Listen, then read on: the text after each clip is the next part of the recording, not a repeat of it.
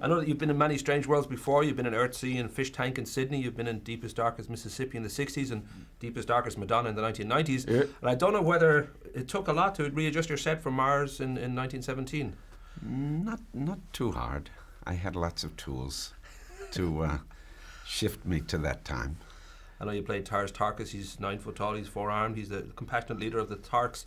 I don't know whether Andrew had to sort of, discuss a lot about who this guy was, or maybe Edgar Rice Burroughs had a huge amount of clues in the books. It's pretty clear. It was clear from the script and just by his actions. And then, of course, that's supplemented by reading the Edgar Rice Burroughs. But who Tars is was not something I struggled with. It was really more or less it was more about a process to find out how to film those scenes.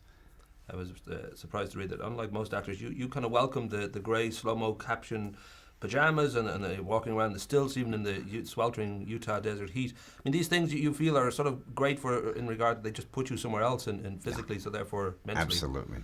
When you give yourself those obstacles or you change how you even seek them out, even in regular roles, some sort of filter that makes you have a shift of how you think or a shift of how you move. And that becomes the key to the character, because I think once you field new impulses that you're not used to having, then that fuels a creation and an investment in being something else. A lot of people watching, they may not be aware of John Carter in a big way. Edgar Rice Burroughs, created in 1912. Without it, there would have been no Star Wars or Avatar, or many kind of sci-fi classics have used this largely as a blueprint or certainly been influenced by it. And I don't know, and people like Bob Clampett from Looney Tunes in 1931, Jan Favreau in 2006, a lot of filmmakers have tried to go near it and just walked away. Do you have a feeling why it was that Andrew Stanton was the guy who could do it finally? He was obsessed with it. You have to be, because the scope of it is hard to tackle. And I think technology has reached a point where you could integrate the live characters with the more fantastical motion capture and CGI characters in a way that, the story could be told. I mean, originally, like when Bob Clampett was thinking about doing it, he envisioned it as a cartoon. I don't know. I think the technology had gotten to a place. There's been quite a media sandstorm around the production of the movie, people debating the budget, about whether the reshoots were and all this sort of stuff that usually happens. But I don't know whether that's something that you, being quite a few years in the business, ever even pay attention to all that huffing and puffing. I don't. I'm aware of it, but I don't think about it too much. I think about the making of it and then looking at it when it's done and seeing what it is. I was thinking too that the range of roles you've done is huge. From you've done Spider-Man blockbusters right down to dragging around a large duck by its genitals in Richard Foreman's Idiot Savant. So I think you've hit every kind of note that you can. Is there a criteria for you? Is there a sense of, well, this is just something I haven't done before? Is it that? No, it's really very much about the people. I really like to attach myself to people that are making personal cinema or personal theater. And then I become a facilitator. I'm the doer. And I like that position. I attach myself to someone's vision, and then I come to it. That's the process of it's never my thing. It's really the going towards someone else's vision, and then it becomes my vision. This is the fun. So what you look for is you look for people that are turned on, are smart, are doing interesting things, and I look for adventure. Adventure just to change or expand or challenge the way I think, because that's when I feel most engaged. I know you had this wonderful quote. I'll read it to you now. You said, "Weirdness is not my game. I'm just a square boy from Wisconsin." I don't know if you truly believe that, because obviously there's I this still side. believe it. Yeah, because a lot of people would say, "Wow, ago. this guy's something different. This guy's something special." You must have recognized early on. I think I've spoken to you about it before. I'm not going to play the quarterback. I'm going to play the guy who doesn't, get on the team. A certain kind of wonderful look and voice that lends itself.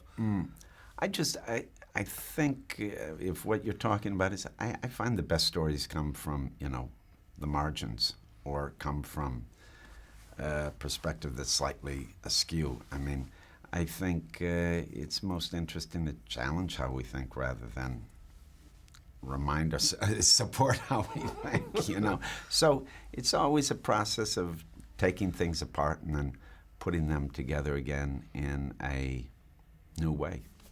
I spoke to you before, too, and you said you'd been to Ireland. You shot a few days in Dublin. I think you went up to Belfast with the Wooster Group. You had a little vacation around Ireland at the time. But You got it all. oh man, what You're a memory. good. I take notes. But I'm wondering if you've been back, because that was quite a few years ago. I think it was 2002. Yeah, unfortunately, I haven't. I haven't had the occasion, but I'd love to. And I remember very well, I had a beautiful trip in Northern Ireland.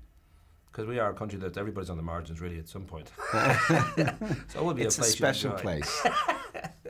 I mentioned too that you've got upcoming boot tracks with Stephen Dorff and Michelle Monaghan, and Odd Thomas with Anton Yelchin and Patton Oswalt. My money's very tight at the moment. Which one should I go and see out of those two? You know, there's two coming up before. One is called The Hunter, Right. and the other one is called 444, Last Day on Earth, which is an Abel Ferrara movie. So that's 4 movies I've got to choose from. So which one should I go and see? Because I'm broke. You know what? You tell me, I'll lend you the money. See all 4. I was thinking too, for you, for having such a great range of characters, whether, I don't know, you're always content in this business, because, you meet a lot of people who plainly are not happy anymore with what they're doing, maybe make wrong choices and all that, but you've always struck me as somebody who is engaged all the time. I try to be. I mean, I have my frustrations. Sometimes I like to work, but I don't work just to work. So sometimes there are periods where I think, there's nothing to do, nothing interesting to do. But generally, something comes and saves me, and restores my hope and makes me forget about all the bumpy parts, and then I feel good again.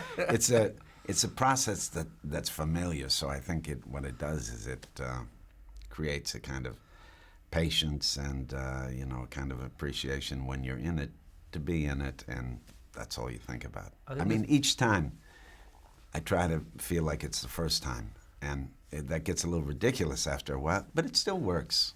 I was going to say, this is one of the good times, because as I said before the cameras rolled, there was a lot of huff and puffing about this movie, but I really enjoyed it, and I think it's tough for these kind of movies sometimes to be seen as great art, because people just assume it's business, it's not art. Yeah, I think I saw it for the 3rd time. I seldom see a movie that many times, and last night I thought,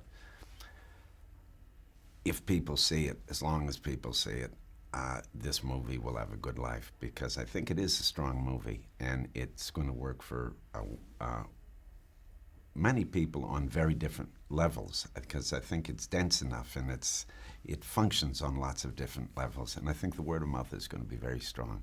So because of that complexity, I think it's hard to know how to sell it, because it's hard to reduce it to one image or one appeal.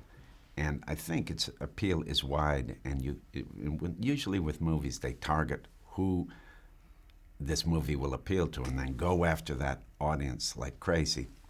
For this one, that doesn't quite work, because I think it's really rich material. Rock and roll. Lovely to talk to you, Okay. man. Yeah. All right. Great. Cheers.